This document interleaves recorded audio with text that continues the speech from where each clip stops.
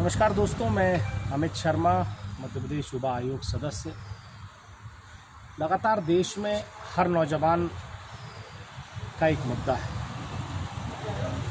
वो बेरोजगारी। लगातार ये मुद्दा जो है हर परिवार की, हर पढ़े लिखे शिक्षित बेरोजगार की, एक नौजवान व्यक्ति की ये पीड़ा बन चुकी है। देश में वर्तमान में नरेंद्र मोदी जी की सरकार है।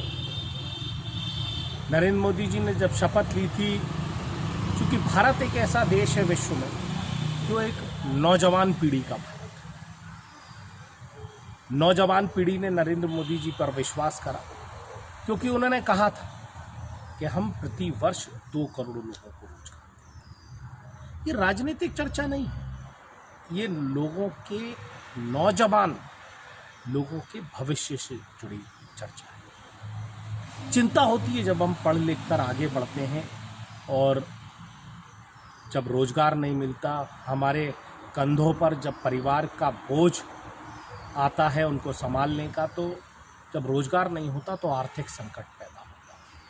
तो जब आर्थिक संकट पैदा होता है तो मन में बहुत सारे विचार पैदा होते हैं, जो कुछ सही दिशा में जाते हैं तो कुछ ज़्यादातर गलत दिशा में जाते हैं। लेकिन देश में आज जिन्होंने वादा किया था कि 2 करोड़ लोगों को रोजगार देंगे, लगातार मध्य प्रदेश सहित पूरे देश में घटता हुआ जो रोजगार का सिस्टम है, मैं उसके खिलाफ बात करना चाहता हूँ। लगातार सरकारी नौकरी घट रही है। जो लोग रिटायर हो रहे हैं उसके बाद वो पद लैप्स कर दिए जाते हैं। पहले 58 वर्ष थी, फिर 60 कर दी गई। मध्य प्रदेश में केंद्र सरकार और मुख्यमंत्री के इशारे पर शिवराज सिंह चौहान जी के 62 कर दी गई।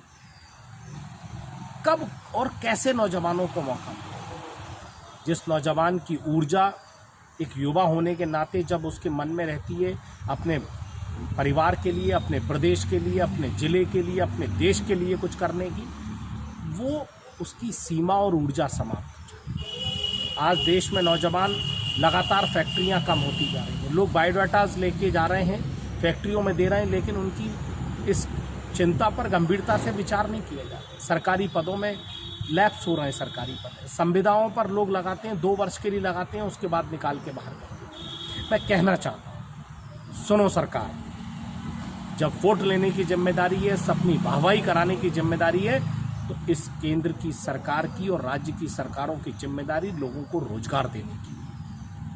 मैं कहना चाहता हूं देश के प्रधानमंत्री जी से, जो आपने वादा किया था, पिछले 5 वर्ष आपके हो गए, इस बार फिर आपके 2 वर्ष होने को आ रहे हैं। आज 6-7 वर्ष का कार्यकाल है, सिर्फ आपने झूठी घोषणाएं, नौजवानों को झूठे सपने, नौजवानों को झूठे वादे दिए हैं। आज उन्हें सार्थक करिए, नहीं तो ये नौजवान ये पीड़ा बनकर सड़कों पर उतरेंगे। मैं कहना चाहता हूँ कि देश के प्रधानमंत्री जी से, सुनो सरकार, रोजगार देना आपकी जिम्मेदारी है, रोजगार देना आपका दायित्व है, रोजगार लेना हमारा अधिकार है।